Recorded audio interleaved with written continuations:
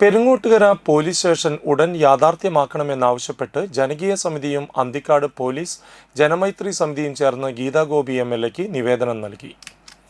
Anthikad police സ്റ്റേഷന്റെ പ്രവർത്തന പരിധിയുടെ ആധിക്യവും മതിയായ പോലീസുകാരുടെ കുറവും അന്തിക്കാട് പോലീസ് സ്റ്റേഷൻ പരിധിയിലെ 5 ഗ്രാമപഞ്ചായത്തുകളിൽ കുറ്റകൃത്യങ്ങൾ ക്രമാതീതമായി വർദ്ധിക്കാൻ കാരണമായിട്ടുണ്ട്. ഈ പശ്ചാത്തലത്തിൽ അടിയന്തരമായി പെരുങ്ങോട്ടുകര കേന്ദ്രീകരിച്ച് പോലീസ് സ്റ്റേഷൻ പ്രവർത്തനം ആരംഭിക്കണമെന്നാവശ്യപ്പെട്ടുകൊണ്ടാണ് MLAക്ക് നിവേദനം നൽകിയത്.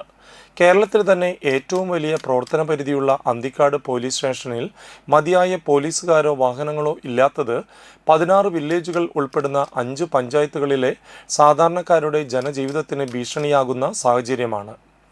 ഇതിന് പരിഹാരമായി അന്തിക്കാട് സ്റ്റേഷൻ പരിധി വിഭജിച്ച് പെരുങ്ങോട്ടുകര പോലീസ് ഔട്ട് പോസ്റ്റ് നിൽക്കുന്ന സ്ഥലത്ത് ഒരു പോലീസ് സ്റ്റേഷൻ യാഥാർത്ഥ്യമാക്കണമെന്നും ജനകീയ സമിതിയും അന്തിക്കാട് പോലീസ് ജനമൈത്രി സമിതിയും നിവേദനത്തിൽ ആവശ്യപ്പെടുന്നു.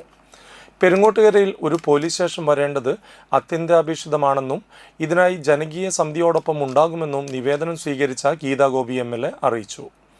ജനപ്രതിനിധികളായ തൃശൂർ ജില്ലാ പഞ്ചായത്ത് താന്നി ഡിവിഷൻ അംഗം KP Sandeep, Anthikad block panchayat president Jyothi Lakshmi Vasanthan, Thanyam panchayat president NA Peethambaran, Thanyam ഗ്രാമപഞ്ചായത്ത് 5ാം ward member Ajitha Mohanan, Anthikad police Janamaithri സമിതി അംഗങ്ങളായ Abbas V Ravunni, TV Deepu, Shaiju Kallatt, EC Anil എന്നിവർ സംസാരിച്ചു.